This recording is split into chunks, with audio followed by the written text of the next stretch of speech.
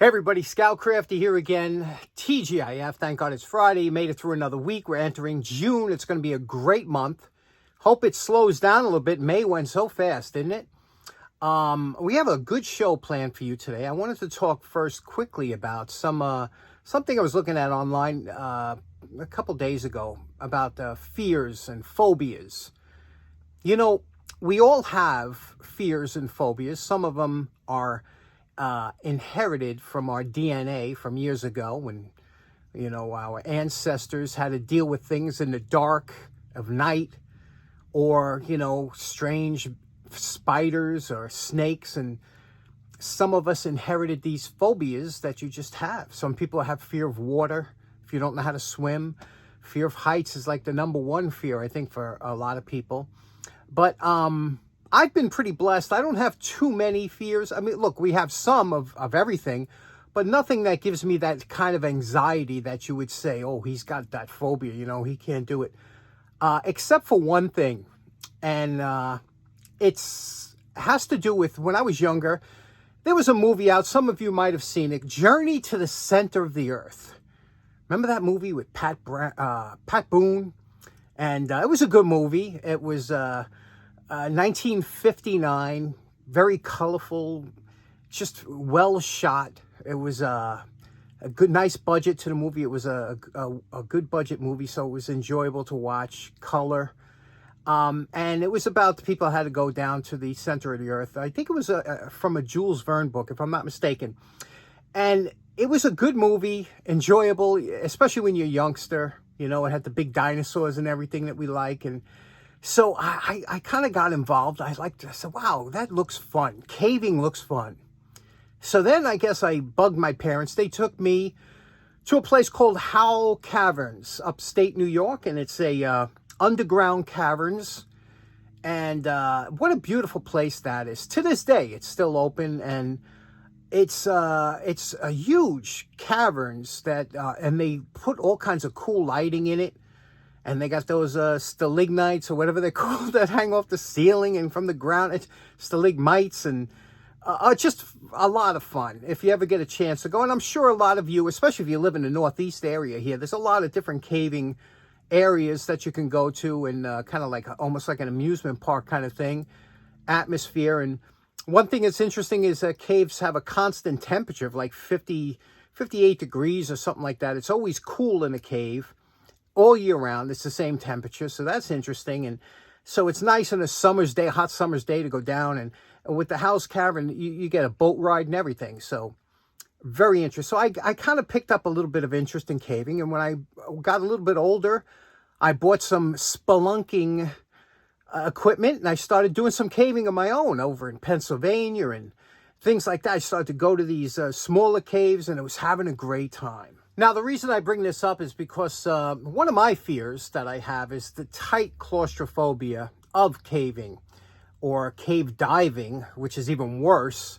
But, and it stems from, I guess, about 2009 it was. There's a cave called the Nutty Putty out in Utah. And it was a popular cave. Boy Scouts used to go in there and stuff. It wasn't any, but there was some tight squeezes and areas in there. And this, I think it was John Edward Jones went in and he was squeezing through. I think the path he was following was called the birth canal. So imagine that. You're going through this, squeezing through this thing, and then he falls into this little bit of a recess, and he can't get out. And he was there for 27 hours before he passed away, and they couldn't get him out, whatever. And this is what it looked like. This is the position he was in for 27 hours. Imagine, so just seeing that picture like that gives me crazy anxiety. Almost makes me want to take a deep breath because it makes me nuts. So that's what I'm talking about. That I know I have a little bit of a phobia for. So you'll never see me doing those kind of crazy caving or cave diving. You ever see those maniacs?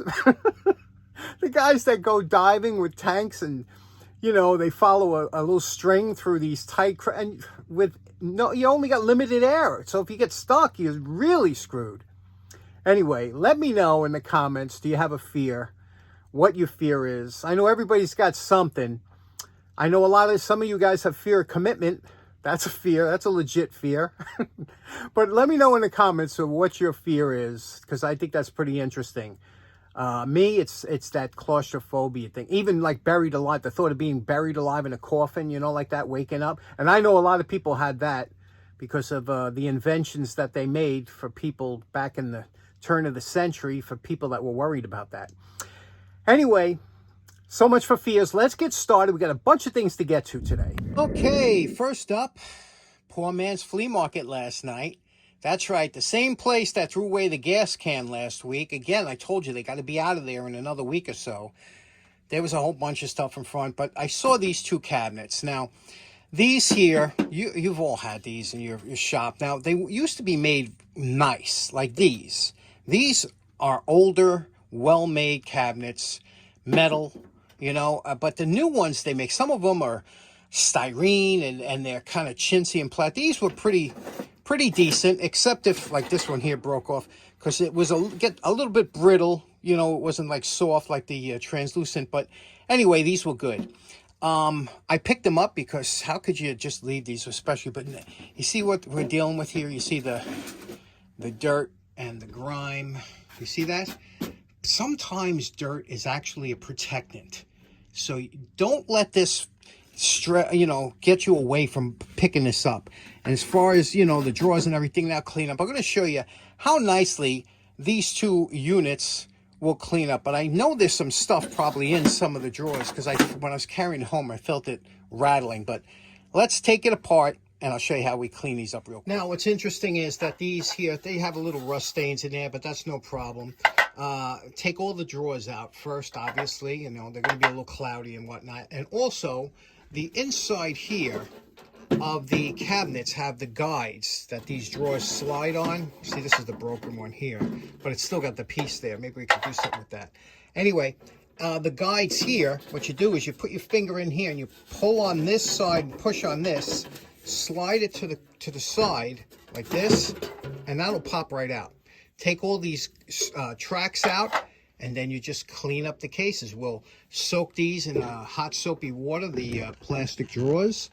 Hot soapy water, not too hot that you deform them, but lukewarm soapy water. And we'll do the same with the cases.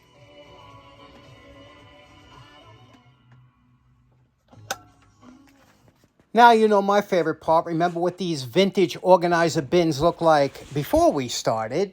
And we're calling this project done. These are great little cabinets. They're made in the USA. Little McGuire's cleaner wax. Cleaned up all the drawers. You can see the drawers are all nice. They're smooth. Repaired this one drawer that had the, you know, the full crack in it. But the other one's got little chips on the bottom. But so I found two, and I can make one good one out of the two. But they're both usable.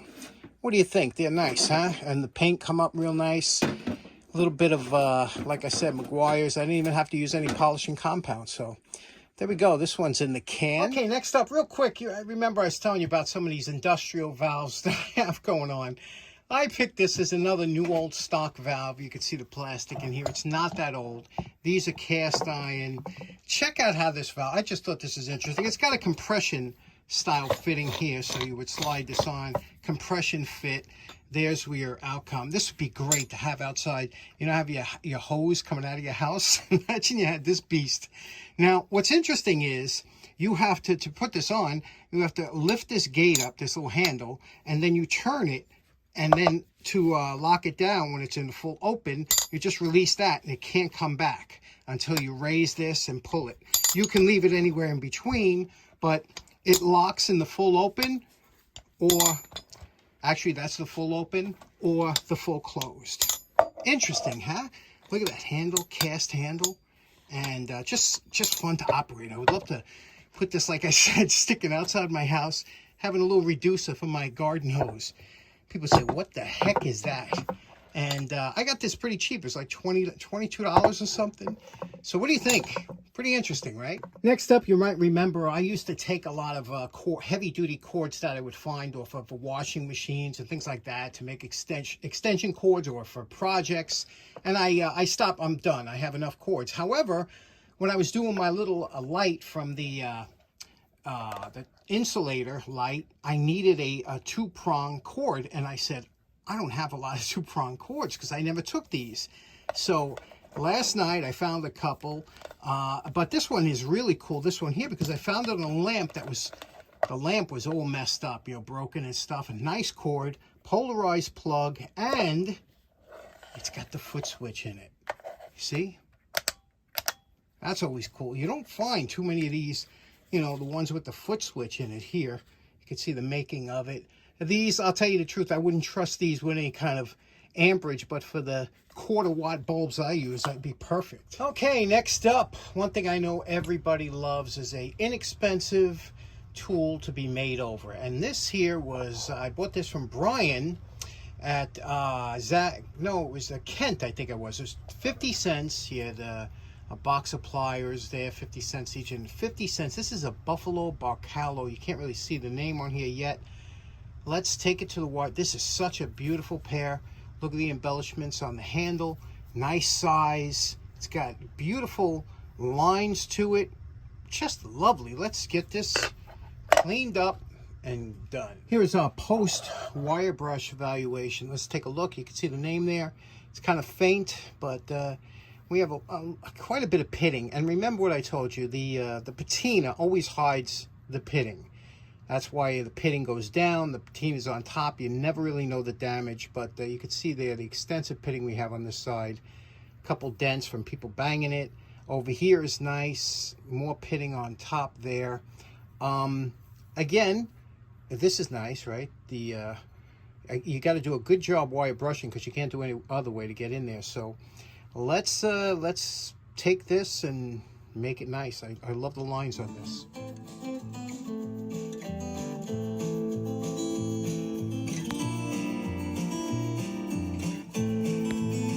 Okay, many times we will use bluing to cover up pits or minor flaws in the tool. In this case here, this is absolutely beautiful. I got rid of all the pits. I kept all the lines, all the facets perfect. I mean, it's really nice, right? However, look at that. I am going to blue it. Only because the Buffalo Barcalo, that was usually an earlier models, and the steel, the type of look, this one calls for bluing. Let's do it. It's nice though, right? Okay, you know my favorite part. We actually did a full restoration on this one from blue to shiny back to blue. I'm calling this project done. What do you think? Do you like the bluing? Are you on board with bluing, or you like shiny better? There's no wrong answer here. But you can see here, this one here goes well with this year of pliers. And look how, again, over here, there was a lot of pitting and on top, and I just like it, you know. And for my bluing, I use Brunel's Oxo Blue, because if it's good enough for Big Vic, it's good enough for me. And you can see here the inside, it's just now nice and smooth. I kept buffing it out with the steel wool and the oil and then waxed it, and it's just a nice pair of pliers to use, nice size. Just a vintage, it looks like a 1920s style, you know, with that kind of flat side. What do you think? Okay, so in closing, let me know in the comments what your fear is, what your phobia is. Don't be shy, we're all family here. And like I said, I got a little claustrophobia, a little bit floating around inside me. I hope you enjoy the weekend. We'll see you again on Monday. Take care now. Bye-bye.